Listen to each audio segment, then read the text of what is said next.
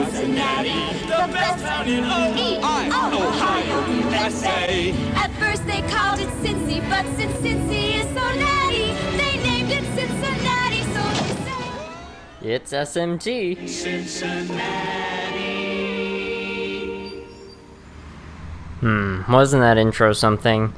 Anyways, here we were in Cincinnati, downtown Cincinnati. Funny enough, one of the first places we wound up going to was actually not in Ohio, it was a crossover in Kentucky. And we are, of course, going to the Greater Cincinnati Railway Museum. Quite honest, they just trust you to put money in this bin to pay. Anyways, and here's one of the locomotives. This is apparently a diesel and gasoline locomotive. It can run on both. And we've got a diesel switcher up here.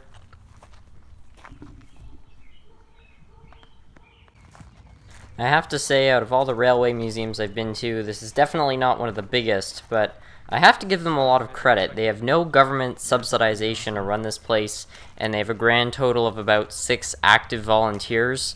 So, considering that's all they have to run an entire museum, it's actually really impressive, and they had a lot of really nice pieces, like this locomotive right here.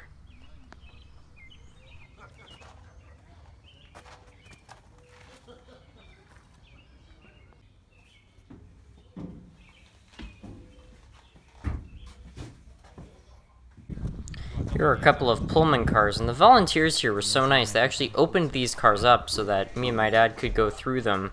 Apparently these cars were in the movie Lost in Yonkers, and all the upholstery you see on these seats right here was actually done for the movie. And while we were here, we actually saw a CSX train go by. There's a main line just outside the museum. Okay. It's completed.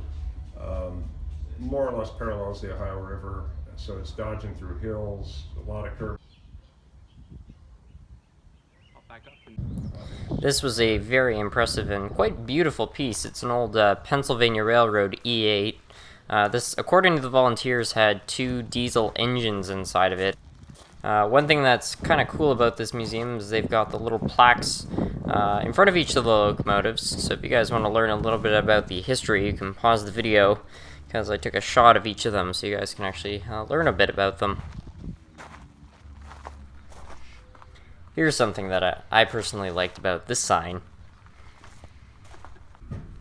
The museum is located very close to the shop I visited while I was down here, and we saw a lot of CSX freight activity on the line. This one was really cool because there's something particular about the end of this train that makes it special.